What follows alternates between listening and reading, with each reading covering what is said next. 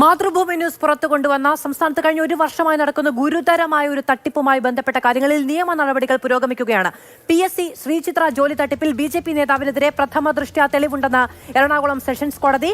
BJP സംസ്ഥാന committee അംഗം ബെന്നി പെരുവന്താനത്തിനെതിരെ പരാമർശമുണ്ടാവുകയാണ്. ബെന്നി പെരുവന്താനത്തിന്റെ മുൻകൂർ ജാമ്യം തള്ളിയ ഉത്തരവിലാണ് പരാമർശം. കേസ് രേഖകളിൽ നിന്ന് ബെന്നിയുടെ പങ്കാളിത്തം വ്യക്തമാണ്. കേസിന്റെ ഗൗരവം കണക്കിലെടുത്ത് മുൻകൂർ ജാമ്യം നൽകാനാകില്ല എന്ന് കോടതി ചൂണ്ടിക്കാട്ടി. ബിനിൽ വിവരങ്ങളുമായി ചേരുകയാണ്. ബിനിൽ, വളരെ വിചിത്രമായ ഒരു വാദമാണ് ബെന്നി പെരുവന്താനം ഉന്നയിച്ചത്. അത് താനും ഈ തട്ടിപ്പിന് ഇരയായിട്ടുണ്ട് എന്നുള്ളതാണ്. പക്ഷെ കൂടുതൽ ഇരകളിലേക്ക് എത്താനും അവരെ വലയിലാക്കാനും അവരെ ഈ കാര്യങ്ങൾ പറഞ്ഞ് പ്രലോഭിപ്പിക്കാനും മറ്റിടങ്ങളിൽ കൊണ്ടുപോകാനും പണം വാങ്ങാനും ഒക്കെ ഇയാളുടെ ഇടപെടലുണ്ട് എന്നുള്ളത് വ്യക്തമാണ് കേസ് രേഖകളിൽ.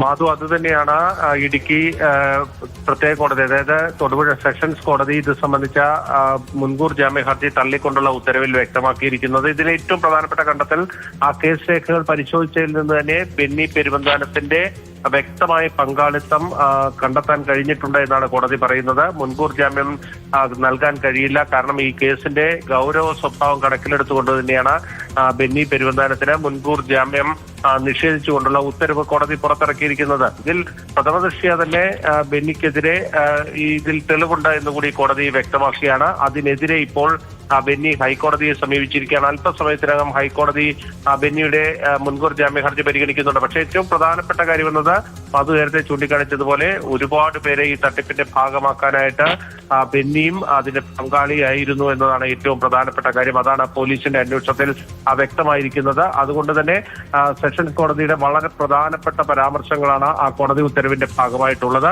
ആ ഉത്തരവ് തന്നെയാണ് ബെന്നിക്ക് ഏറ്റവും വലിയ തിരിച്ചടിയായിട്ടുള്ളത്. ബെന്നി ഇപ്പോൾ ഹൈക്കോടതിയിൽ നൽകിയിരിക്കുന്ന ഹർജിയിൽ പറയുന്നത് തനിക്കെതിരെയുള്ളത് രാഷ്ട്രീയ വിരോധമാണ് എന്നതാണ്. അതായത് കോൺഗ്രസ്സുകാരനായിരുന്നു താൻ നേരത്തെ, അതിനുശേഷം BJP-യിലേക്ക് പോയി, ഇപ്പോൾ BJP-യുടെ സംസ്ഥാന കമ്മിറ്റി അംഗമാണ്.